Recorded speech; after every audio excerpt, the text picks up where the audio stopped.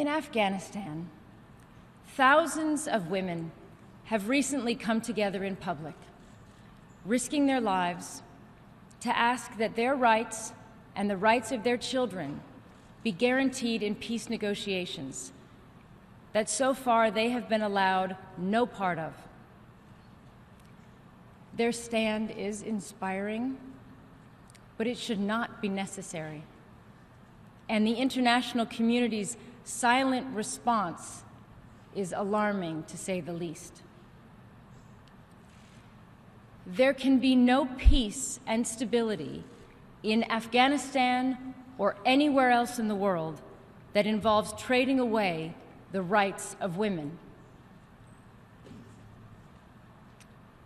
Worse still, we see impunity for crimes committed against women and girls during conflict, or when women human rights defenders are attacked or killed or imprisoned.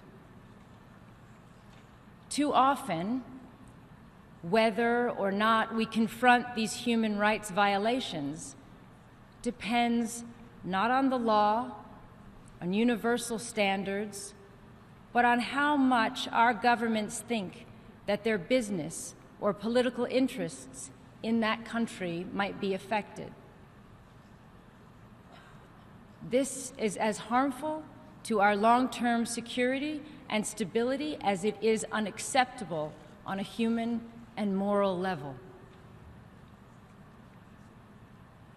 And none of this is to discount the efforts of the many men, great husbands, fathers, brothers, and sons who have been with us in this fight. It is simply the reality of the unequal power relations, abuse of power, gender bias, violence, and lack of justice that keep so many women in a subordinate and therefore vulnerable position internationally.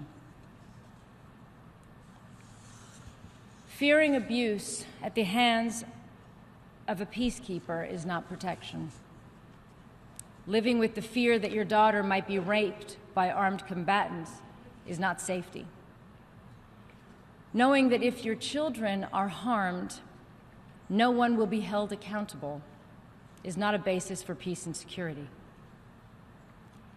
Denying half a population representation in peace negotiations or in government is not the route to long-term stability. As long as we continue to put almost every other issue ahead of women's rights and participation, we will remain stuck in a cycle of violence and conflict. We will have learned nothing, and our institutions will count for less than they should.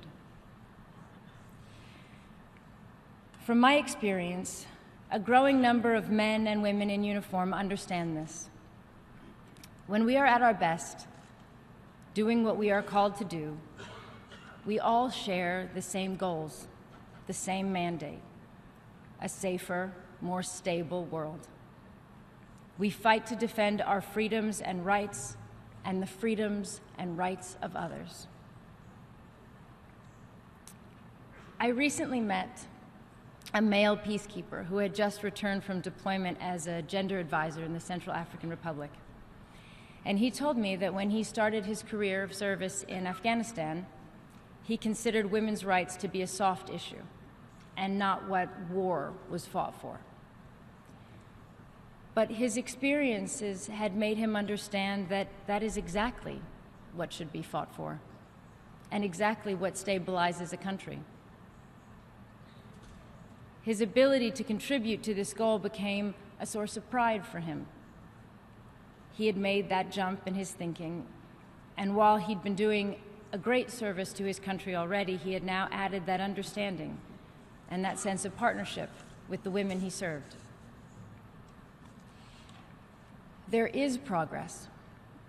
The number of cases of alleged sexual exploitation and abuse are down, although even a single case is unacceptable. The numbers of women peacekeepers is on the rise, with African nations in particular leading the way on this. There are more gender advisors on UN missions, although still not enough, and improving the training on the protection of civilians is starting to come into effect. But there is still a long way to go to demonstrate that anyone who commits violations will not be tolerated and will be investigated and prosecuted without exception. There is still much more to do to increase the number of women in the ranks of peacekeeping missions. And having met some formidable female peacekeepers this morning, I think that this change cannot come soon enough for the effectiveness and impact of peacekeeping missions. And of course, we cannot call for more women to serve without making it safe and viable for them to do so, including ensuring that they themselves are not vulnerable to sexual harassment or abuse.